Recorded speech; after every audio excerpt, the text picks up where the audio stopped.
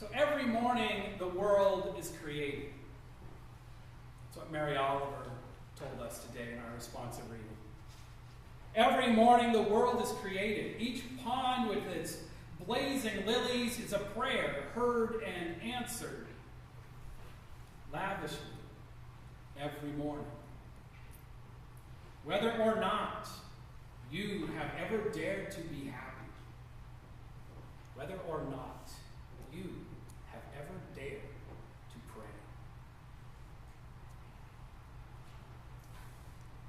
Now, it probably won't come as much of a surprise to any of you that science and math were not my best subjects in school.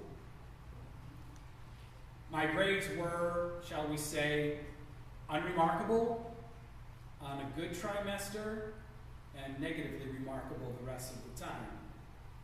And my major interests lay elsewhere.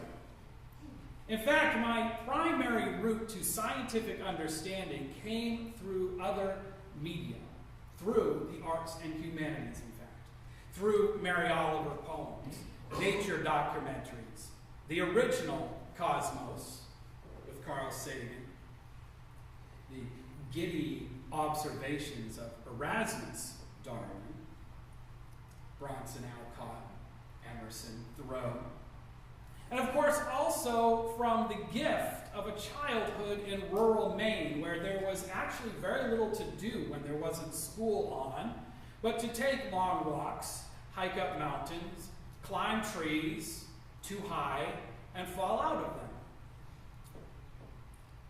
One of my mentors in ministry, the Reverend Scott Planting, once told me that no matter what religion a Mainer officially professes, we are all really pantheists in our hearts, seeing individual spirits in all living things, like trees and bears, and seeing living individual spirits in things that are only seemingly alive, like rivers and rocks.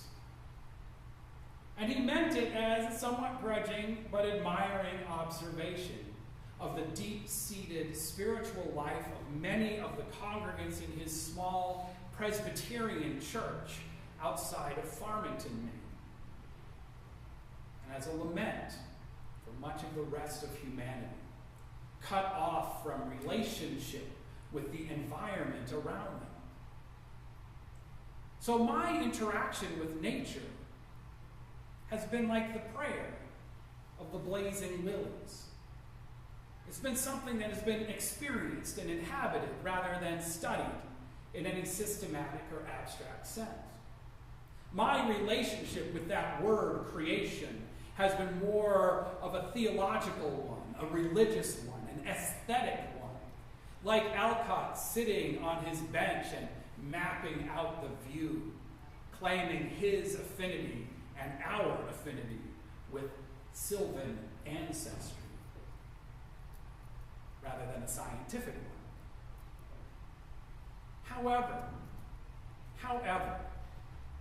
even though science has never been my best subject, it has never crossed my mind to doubt the facts generated by the scientific process.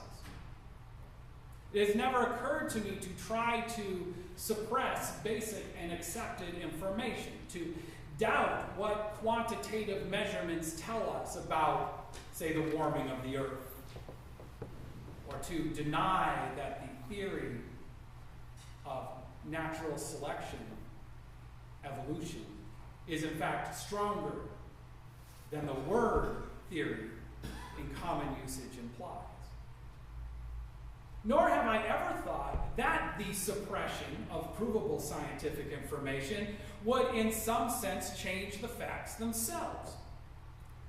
As Fred Rogers told the people of my generation too long ago, wishes, or if you will, alternative facts, don't make things come true. Wishes don't make things come true.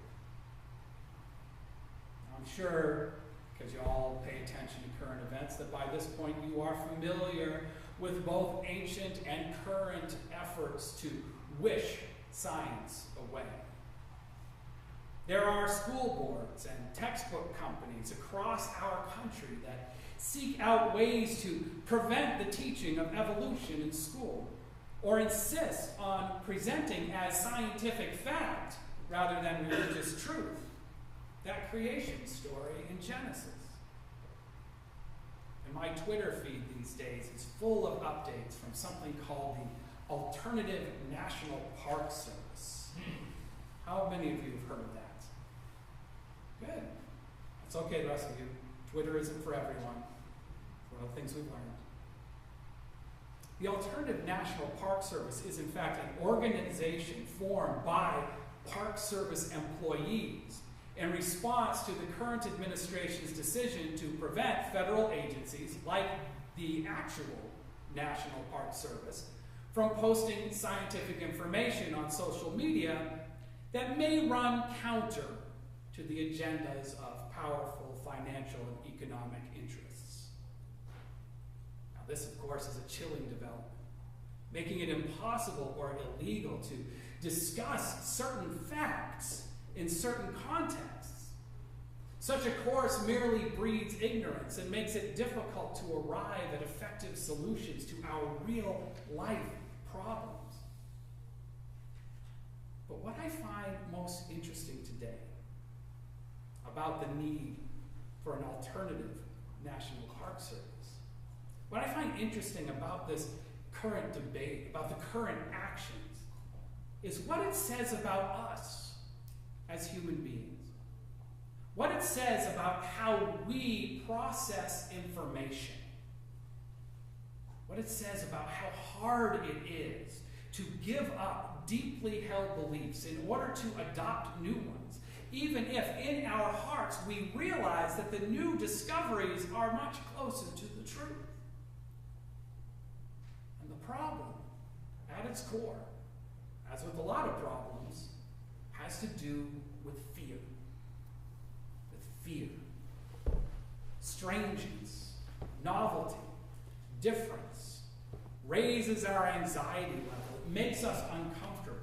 And so we naturally feel the urge to fall back on what we know, or what we think we know best.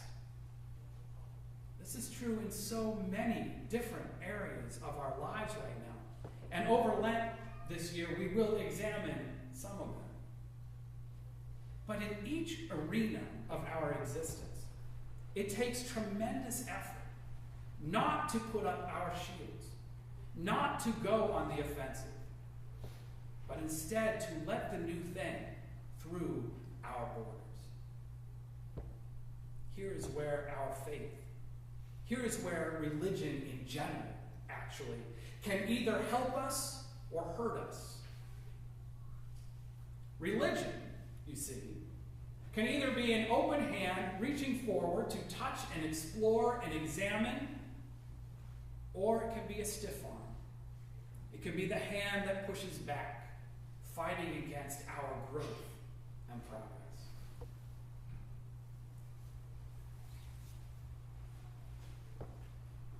Now, I don't actually think that one can find a religious argument for or against every new scientific discovery, although people do try. And it is true that every theological and ethical argument against, say, running an oil pipeline under a river can be met with a different theological argument, or at least an economic one, based on the idea of human superiority, and maybe even the superiority of certain humans. Maybe this argument can even be based on that literal interpretation of our reading from Genesis today. Let us make humankind in our image, it says, according to our likeness, and let them have dominion over fish of the sea, and over the birds of the air, and over the cattle, and on and on. So it really comes down to us, to individual decisions, individual interpretations shared in community.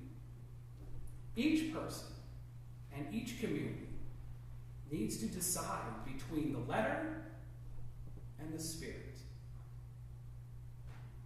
between the letter and the spirit of their faith, in order to interpret the facts that are presented to them. That first chapter in Genesis, for example, is still a litmus test for many, a measure of how religious you are, how faithful you are. There are those who treat that chapter as a scientific fact, as a weapon against other facts, seen as secular and threatening. But there are also those who hear the same words and perceive a poetic meaning, see Scripture as something not unlike Mary Oliver or Bronson Alcott. That is, there are people who see the creation story that we read today as spiritual art. Spiritual art containing a truth, and perhaps even one more profound. Honestly, and perhaps not surprisingly, I believe in the faith of the poets. And when I encounter the new, sometimes wonderful and sometimes depressing and sometimes scary universe that science explores, I try to do it not from some set of old beliefs, but instead from the practice of an old relationship. A relationship built on our transcendentalist heritage. And for me at least, on that semi-feral New England childhood. In community, in congregations, we are constantly learning new things about each other. So why wouldn't we do the same with the complex world we humans inhabit? As people of faith, we have the option of retaining those elements that keep us grounded. We can place ourselves in the midst of true personal and cultural growth, in the light of scientific discovery and human diversity. All we have to do is drop our defenses and walk with our own divine understanding into the world. All we have to do is stop being afraid. Now, there is a passage from the Hebrew Bible that comes to me when I get nervous, when I encounter a newness that I may not be ready for, and it comes from the 46th Psalm. Therefore, it says, we will not fear. Therefore, we will not fear, though the earth be removed, and though the mountains be carried into the midst of the sea. We will not fear. Let us remember the psalmist. Let us resist alternative facts and face the world with a calmness and courage and with resolve